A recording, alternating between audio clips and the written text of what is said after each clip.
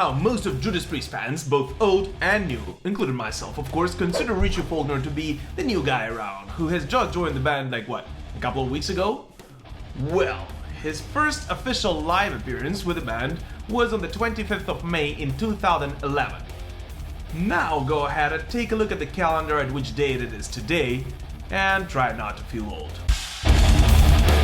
Yup, as of today, Richie Faulkner has been with Judas Priest for more than 10 years. And just to give you a little bit of a perspective, those who are not new to the series, and most of other Judas Priest fans in fact, know a little something of a guy called Dave Holland. Well, the legendary Dave Holland joined Judas Priest in 1979 and left the band in 1989, which makes it exactly 10 years, which means that Richie Faulkner has been with Judas Priest for almost as long as Dave Holland. What? Furthermore, it means that this Judas Priest lineup is about to become the longest serving lineup the band has ever had. What? What the fuck? One quick note before we start though. I, as a Judas Priest fan and a human being, of course do have my personal opinion on Richie Faulkner, KK Downing, and pretty much any Judas Priest lineup there ever was. I do not intend to provide it in this video though, nor I intend to answer an existential question of whether Judas Priest as a band has a right to exist without its founding member KK Downing. You are more than welcome to share your thoughts in the comment section though. Write that down, write that down! The purpose of this video is to simply explain who Richie Faulkner was before joining Judas Priest and how it happened to be so that this guy has become the member of one of the greatest heavy metal bands of all times. So as always, please do not hesitate to comment on anything you hear or see in this video, and I personally would love to see you back on the channel for more exclusive metal content. The next album we're going to cover in the Defenders of the Faith series is going to be the Nostradamus one, and I'm sure we will have something to speak about there. Also, there might be, and I very much hope so, a very special and exclusive surprise for all Judas Priest fans on the channel next month. But alright, here you go.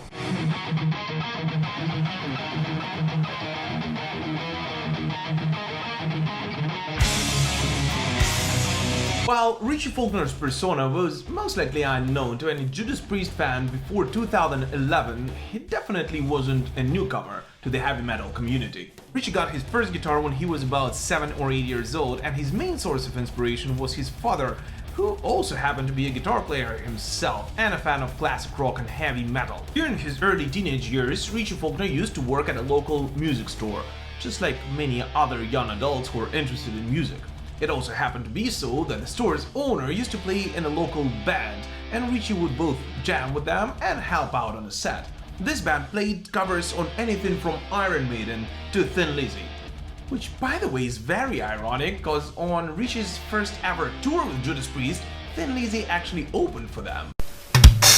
Yet after the years, Richie Faulkner actually remembers that playing in that band was nothing like being in an actual band business. It was much more like being in a bar business. You're there being paid by the bar manager to put on a show to get people to buy beer. Yet it is no doubt that this valuable experience helped Richie a lot in his transition to becoming a professional musician. Speaking of which, while there were many other bands, names of which I don't think there is any point in reciting, Richie joined his first professional band in 2001 when he was just about 21 years old, and the band was called Dirty Deeds, which later on changed its name to Just Deeds. We're called Way No Way. No way. Way. Together with Richie, the band even released a studio album called Blown in 2002. And while, in my personal opinion, the album left absolutely no footprint on heavy metal history, there are a couple of interesting facts about it. Number one is that Deeds have a song called Blood Red Sky on it. Doesn't that remind you of something?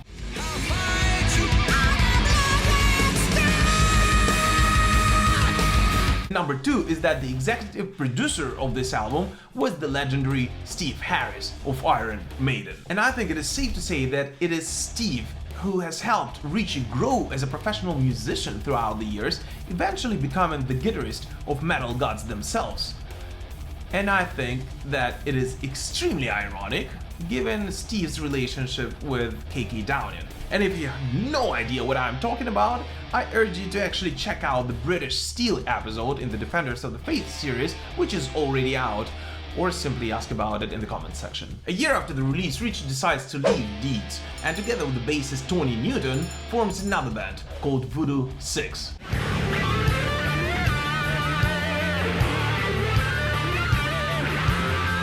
In 2005, a year before its debut release, the band already opens for Iron Maiden at Hammersmith Apollo. While things are going pretty well for Voodoo 6, a couple of years later, Richie decides to take on another opportunity. Grasspop, I think you need to wake up a bit. This time, Richie joins Lauren Harris, Steve Harris's daughter, with her newly formed band.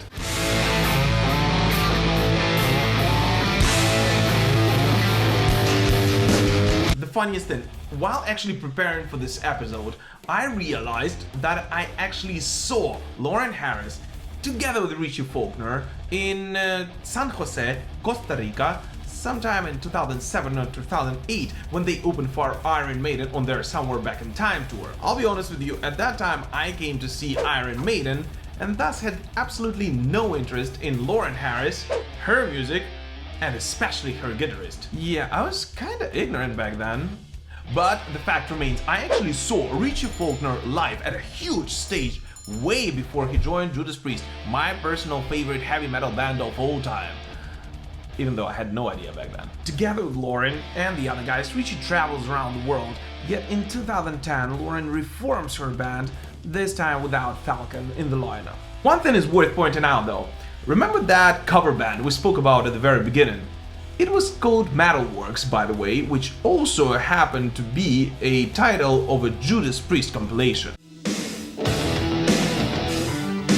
So while being in all those professional bands, Richie still played with those guys throughout the years. In fact, he still continues to do so whenever he's in London, sometimes even inviting his legendary bandmates to join. And it is this loyalty which will eventually help him join metal gods on stage. In 2010, KK Downing, the founding member and one of the two lead guitarists, decided to leave Judas Priest. And while I am not going to cover the details of his departure in this episode, I am more than happy to make a special video on this matter. So if you think that such episode would be of interest for this series, please let us know in the comments. Yet the fact remains that the rest of the guys had to find KK's replacement, and those shoes aren't exactly easy to fill. In the past there have been a lot of true stories circulating around about how the band found Richie Faulkner, yet I don't think there is any point in reciting them in this video, and we should only focus on the one told by Richie himself and pretty much confirmed by Rob Halford in his latest book, Confess. After going through hundreds of recordings of guitarists from around the world, the band landed on a guy called Pete Friesen, who used to play with Alice Cooper, Bruce Dickinson, and the band The Almighty, together with Ricky Warwick.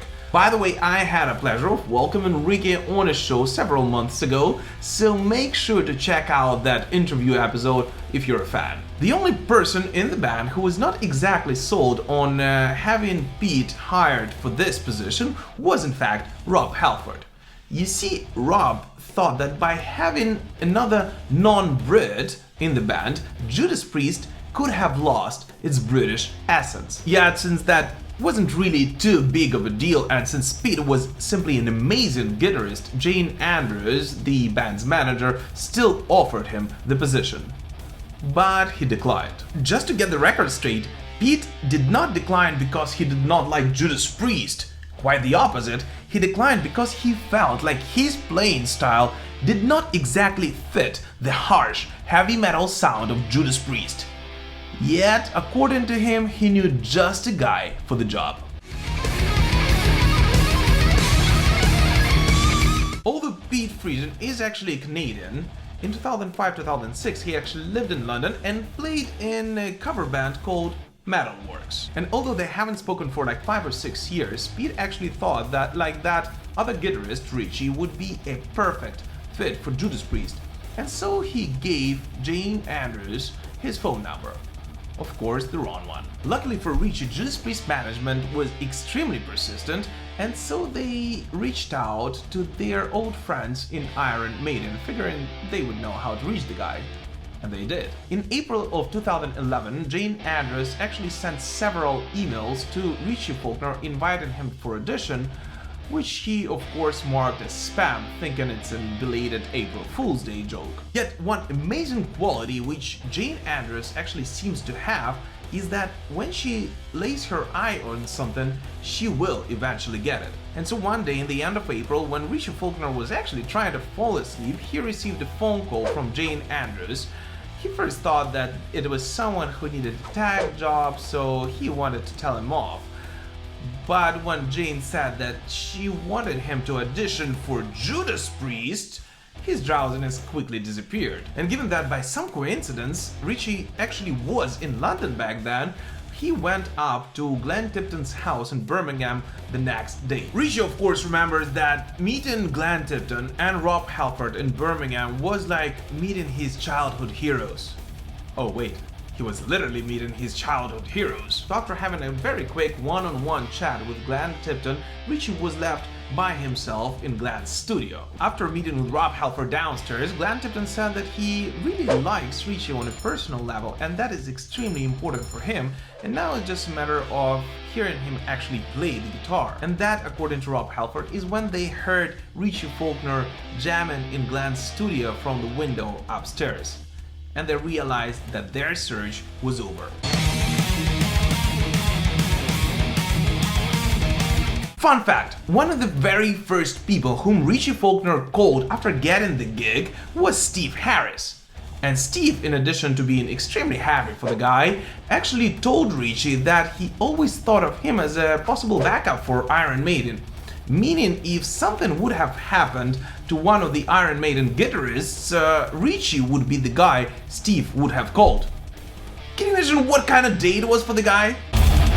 Judas Priest actually kept KK's resignation a secret for several months, and only on the 20th of April, after they offered Richie the position, they announced that after 40 years the founding member of Judas Priest, KK Downing, decided to leave the band and was replaced by Richie Faulkner. And so less than a month later, the band played their first live show together with the new guitarist, Richie Faulkner, and they did it at a season finale of American Idol. And if you have no idea what American Idol is, it's like The Voice, but in the United States. And if you have no idea what The Voice is, well, it's like your Friday night karaoke at a local bar suddenly just got really competitive. That season finale was actually watched by nearly 20 million people when it was aired. So I guess no pressure for the new guy. Any lineup change in a band of such a caliber as Judas Priest would not be received easily, and especially when we are talking about a founding member who's been with the band for 40 years. Yet no matter what your personal opinion is on Richie Faulkner or KK Downing, I think that both camps can agree that that performance on American Idol and most of the performances on the consecutive Epitaph tour which followed right after, and which I was lucky enough to catch somewhere in Massachusetts, the United States, were simply incredible. And according to Rob Halford in his latest book Confess, it is on one of those shows that he realized that despite Judas Priest announced that Epitaph tour would be their farewell tour, there is no way the band could resign. The rest is of course history. Together with Richie Faulkner, the band released 2 studio albums up to this very date, Redeemer of Soul and Firepower. And as I said in the Firepower episode, I actually consider this album to be one of the strongest the band released in a lot of years. And we know that the band does not intend to stop, and they might or might not be working on yet a new album. Actually, one of the suggestions for the channel was to discuss also Richie's contributions to those albums and how he has changed the writing crew for Judas Priest. So if you think that the second part of Richie Faulkner episode for the Defenders of the Faith series would make sense, please let me know in the comments. And while you're down there in the comment section, please comment with your personal favorite Richie Faulkner era song. I'm very curious to find out which one will Judas Priest fans name the best one and why. As always, thank you so much for watching, guys. Please do not forget that the next episode of the Defenders of the Faith series will be dedicated to Nostradamus, in which we will cover some of the lesser known facts about this album. And so I'll be extremely thankful to you if you help me grow this project by liking, commenting, and sharing this video to spread the word about it. But most importantly, please do not forget to hit that subscribe button, and I'll be more than happy to see you back on the channel for more exclusive rock and metal content. Keep rocking!